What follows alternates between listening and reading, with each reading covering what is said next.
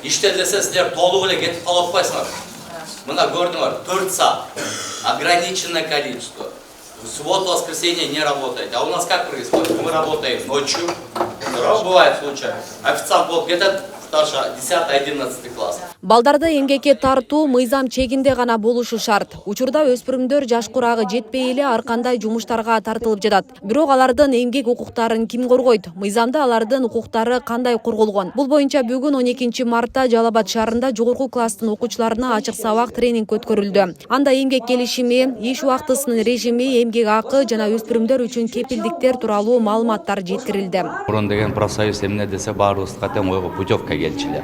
Баардыгы эле путевканы элестетчү. Бирок негизи профсоюздун бул түзүлгөн уюмду бул деген жумушчулардын укугун коргоо болуп, аларга жакшы шарттарды түзүп берүүгө көмөктөш болуп эсептелинет.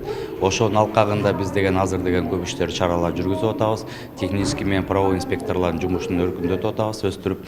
Ошондон азыр деген биз былтыр 15 мектепте 1170 окуучуга Кыргызстан боюнча Жалал Абад, Ош, Каракол жана Бишкек шаарларында пилотный режимде мектеп окуучулары менен ушундай проекттик семинарды өткөздүк элек.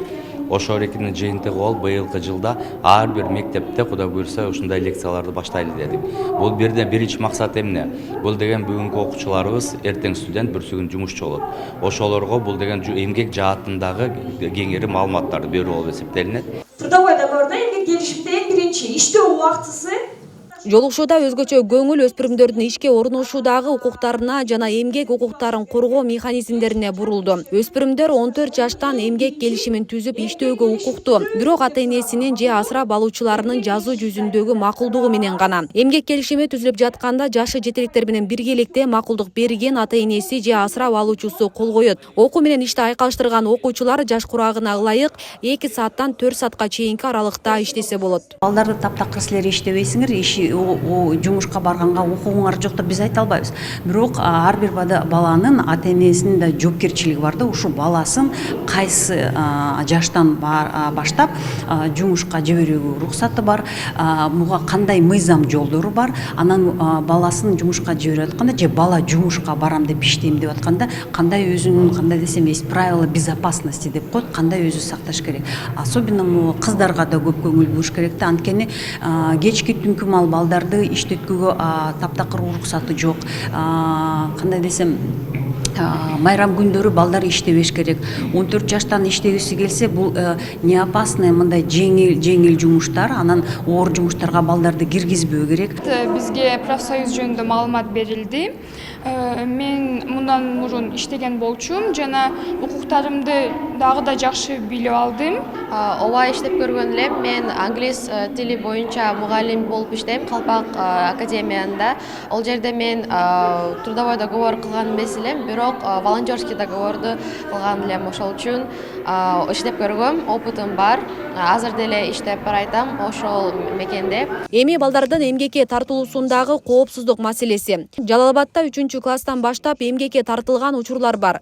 Жашы жетелектер көбүнчө базарларда, автосалон, кафе, ресторандарда иштешет.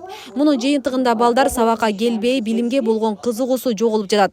Улук инспектор Самара Кыдырова жашы жетелектердин жумушка тартылуусу боюнча көйгөйлөргө токтолду. Бул эмгекке тартылуунун экинчи тарабы биринчиден балдардын коопсуздугу, экинчи жактан билимге болгон кызыгуусун жок кылуу болуп саналып атпайбы?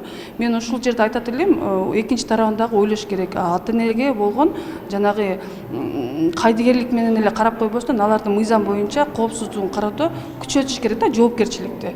Мисалы үчүн, ушул эле жерде Жалал Абад шаарында 3-класстан тарта 18 жашка чейинки балдар эмгекке тартылат. 3-класс кандай эмгекке тартылат дешибиз мүмкүн.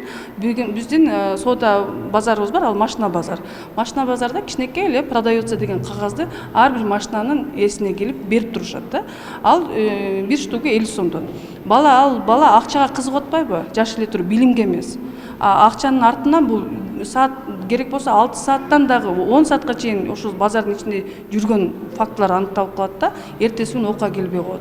Экинчиси менен келе турган бала ошол акчага кызыгып, даже сабагына келбей койгон учурлар болот. Анан албетте билимдин сапаты төмөндөйт. Бизде президенттин жарлыктары бар да, билимге тартылбаган балдарды соцзащита менен бирге чогуу үйүнө барып билимге тарткыла деген жер бар. Анан биз билимге тартып атсак, жаш жетилик өспүрүмдөрдү эмгекке тарткан бул бир аз туура эмес дейм да. Андан көрө ушул проект кайра билимге тартуу боюнча чакырык таштаса, бала билим менен кызыкса, кийин жогорку билимди болгондон кийин каалаганда кайсыл жерде болсо дагы ак столдо, ак кагазда билимге тартылып иштей берет болчу да, эмгекке тартылып. Бул жакшы нерсе да.